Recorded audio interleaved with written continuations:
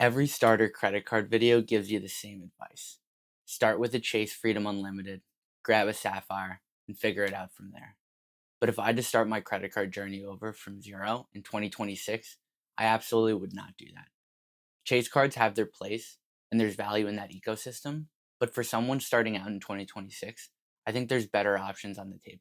Now, when you're building your first wallet, you really need three things: a rock solid catch all card, elevated multipliers on your biggest everyday categories, and a top tier X Factor card that actually unlocks travel and long term flexibility. And in 2026, there's really only one ecosystem that checks all three of those boxes for me, and that's Citi. And if you compare three specific Citi cards into a Citi trifecta and add on one under the radar debit card, you don't just have a great starter setup, you're basically building an endgame wallet that you can assemble completely in about a year. Now, in this video, I'm going to break down those three specific Citi cards, the exact order and timing I'd get them, and how to pair them with that debit card to realistically earn you hundreds, if not thousands of dollars in cash back or travel, and do it all over the next 12 months. So if we're going to be picking one ecosystem in 2026, why am I betting on Citi instead of going with the usual spiel, start with Chase? I'd sum it up in 4 points. Number one is the catch-all floor. I want a true 2% baseline on all non-bonus spend. The Chase Freedom Unlimited at 1.5x is just not good enough. And if I'm starting from scratch in 2026, I want a higher default floor. The second reason is for groceries. Chase doesn't give me the simple, dedicated in-store grocery setup I want without jumping through some sort of hoop. And I'm not talking online grocery loopholes. I mean, I want to walk into a supermarket, buy food, and get rewarded properly. Citi covers that cleanly inside this system. Number three is multipliers where it matters. With Citi, I can stack strong multipliers on gas, groceries, travel, transit, and more inside one ecosystem without needing a $700 annual fee card on day one. And the final reason is the travel program and partners. You've got solid transfer partners and a bank that's actually trying to improve their travel game. Moves like bringing in American Airlines show that they're not asleep at the wheel also. So yeah, in 2026, Citi's at the top of my list for where I'd start if I had good credit and wanted to build out a serious wallet. But it's not just about what you get, it's about when you get it. The timing is where a lot of people quietly torpedo their approved lots. Now you might be thinking, if these are the best three cards, let me just get all three as fast as possible. But that's the fast track way for a bunch of hard pulls, random denials, and a wallet you don't fully understand. Instead, treat this like a 12-month roadmap. Month one, grab your rock solid catch-all. This is the card that can live on autopilot and mop up any non-bonus spend. Once that first card has some history, you can see what your top spend category actually is. Then you can add in your elevated multiplier cards on top of that to target specific categories. And in month 8 through 12, when your profile is strong and you bank some of those thank you points, then you're finally ready to add in that travel card to unlock some of those transfer partners and bigger redemptions. That's three cards, 1 year, one ecosystem. And in parallel, we'll layer in that debit card I mentioned earlier to get even more value without touching your credit file. Now that's the game plan, but let's break down each individual card so you can see exactly how they work together. So let's start here in month one with the least sexy but most important part of this, and that's your boring 2% catch-all. Now your first card shouldn't be the most exciting, but it really should be your most dependable. And in a Citi setup, that's the Citi Double Cash. This is the anchor of the whole system. 1% when you make the purchase, 1% when you pay it off. So it's an effective 2% back on everything. Now you can take that as straight cash back or as thank you points, but either way, it's your pure 2% floor.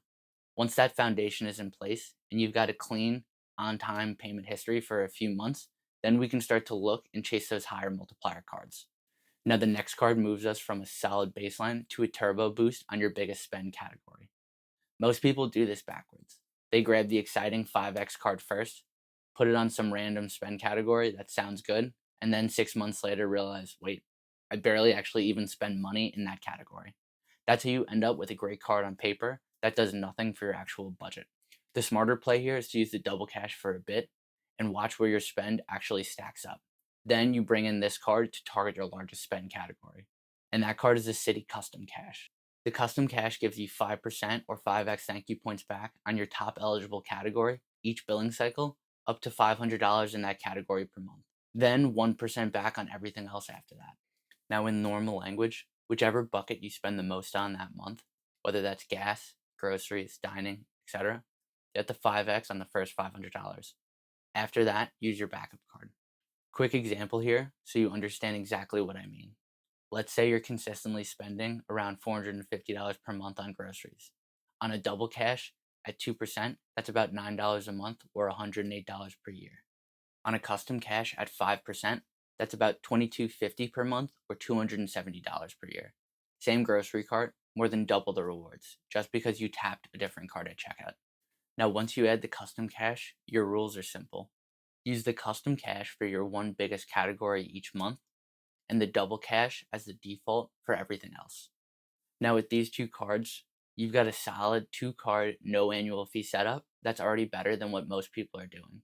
But if you stop there, you're basically just in cashback mode. The third card is what turns this into a points and miles engine. And that card is the X Factor card, which is the Citi Strata Premier. This is where you stop thinking of Citi as just a good setup for cashback and start thinking of it as this is how I knock a few $100 off my next travel trip. Now, the Strata Premier does two big things for you. First, it gives you strong multipliers on stuff you already spend on. Second, it unlocks Citi's transfer partners, so your thank you points can turn into actual flights and hotel nights. The Strata Premier gets you 3x thank you points on air travel, hotels, restaurants, supermarkets, plus gas and EV charging, and 10x on certain travel booked through Citi's travel portal, plus 1x on everything else. And for a $95 annual fee, you also get a $100 annual hotel benefit credit that you can use once per calendar year on hotel bookings of over $500 through the Citi travel portal. So if you can use that hotel credit annually, your effective annual fee is basically zero. So now in our setup, the Strata becomes your go-to for travel, dining, supermarkets, and gas, which unlocks 3x. Plus, you're key to transfer partners like American Airlines. Now, once this card is in your wallet, the priority order is custom cash for 5x on your top category, Strata Premier for 3x on travel, dining, supermarkets, and gas, and the double cash for 2% or 2x on everything else. Now, at that point, all three Citi cards are feeding the same thank you balance, and you've got real options: cash it out or turn it into flights and hotels. Now, there's one more piece I use on the side that isn't a credit card at all, but it quietly punches way above its weight. And here I'm talking about the PayPal debit card. Now, I've got a full video on it already breaking it down, so check that one out after this one if you want a deep dive. But big picture, this card is great for three things. One is places like Costco, Walmart, and Target, where it's difficult to earn consistent rewards. Second, it's slotting it into a category you might not be fully covered to optimize your wallet. And third, it's stacking it with things like PayPal offers for even more cashback. Now, for this setup, as an example, I'm going to slot this into the dining category for simplicity and assume you're putting $500 a month in dining. That would be $6,000 a year on the PayPal debit instead of a Citi card. Now think of it like this. Citi handles your credit card rewards in one clean ecosystem, and PayPal gives you extra cash back on the edges to further optimize your setup. Now let's plug in a real yearly spend so you can see how this all works and stacks up. Let's assume a pretty normal budget here of $3,000 per year on groceries, $6,000 per year on dining, which is about $500 per month, $1,500 per year on gas, $2,500 per year on travel, and $7,000 per year on everything else. For the Citi side, we'll say you use the custom cash for groceries at 5x, use the Strata Premier on gas and travel at 3x, and use the double cash for everything else at 2x. And you're not putting dining on Citi here, you're running that $6,000 for dining through the PayPal debit instead. So here's what that looks like just from the Citi cards. Groceries on the custom cash would be 3,000 times 5x, which is 15,000 points. Gas would go on the Strata, which would get you another 4,500 points. Travel would go on the Strata, which would get you another 7,500 points. And then everything else would go on the double cash, which would get you another 14,000 points. So total, you're looking at about 41,000 thank you points. At a simple 1 cent per point valuation, that's about $410. And if you can use transfer partners and get about 1.5 cent per point, that's around $600 plus in travel value, just on base earn. Now let's assume we slot the PayPal debit in on top. We're saying you put the full $6,000 per year in dining, which is $500 per month on that card instead of a Citi card. And if you're getting around 5% back on dining through PayPal, that would be another $300 in cash back per year. So now the big picture looks like this: 41,000 thank you points, which is roughly $600 of travel value, plus the $300 in pure cash back from spending you're putting on the PayPal debit card. Now, even if we stay conservative and just value the Citi points at 1 cent each, that's still $410 of cash back plus $300 from the PayPal debit card, which would equal over $700 in cash back just from normal spend. And that's not counting any sign up bonuses or anything else you do throughout the year. So, a quick recap here: start with the Citi Double Cash as your boring 2% floor. Add in the custom cash once you know your biggest category and aim it for that 5% back. Next, you layer in the Strata Premier when you're ready to play with travel and go for those transfer partners. And run in the PayPal debit card for high spend lanes like dining or something else to stack an extra 5% on top without touching your credit. That's 3 cards, one ecosystem, plus one debit booster on top. And over 12 to 18 months, you're going to have a setup that can realistically generate you hundreds, if not thousands, of travel value from just normal everyday spend.